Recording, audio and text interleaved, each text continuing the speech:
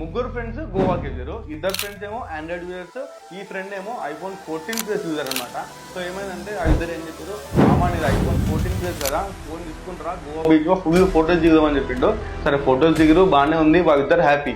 హైదరాబాద్ వచ్చిన తర్వాత ఈ ఫోన్ యూజ్ చేస్తూ చేస్తూ చేస్తూ మెల్లగా ప్రాబ్లమ్ స్టార్ట్ అయిపోయినాయి. ఎందుకు, ఈ ఫోన్లోకి బీచ్ వాటర్ వెళ్ళిపోయినాయి అనమాట.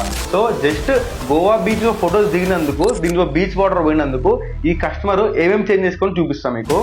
IPhone 14 plus display, cameras, and ఇది C6X ఛార్జింగ్ పెట్టుకుంటాం కదా, ఛార్జింగ్ పోర్ట్ ఇది.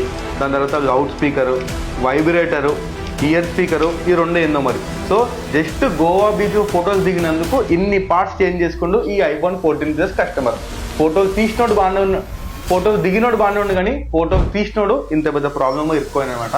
సో నేను చాలాసార్లు చెప్పినా, మళ్ళీ చెప్తున్నా, అది గోవా బీచ్ కావచ్చు, అది హైదరాబాద్లో ఫామ్ హౌస్ కావచ్చు, అది మొయినాబాద్లో రిసార్ట్ కావచ్చు, ఎక్కడైనా సరే మీ ఫోన్ని మాత్రం వాటర్లో బయటికి తీయకండి. ఎందుకంటే ఒక స్టేజ్ వరకే ఏదైనా ఓకే, కొంచెం స్టేజ్ దాటేసిందంటే ఏ ఫోన్ అయినా సరే ఎట్ లాస్ట్ సర్వీస్ సెంటర్కి రావాలన్నమాట.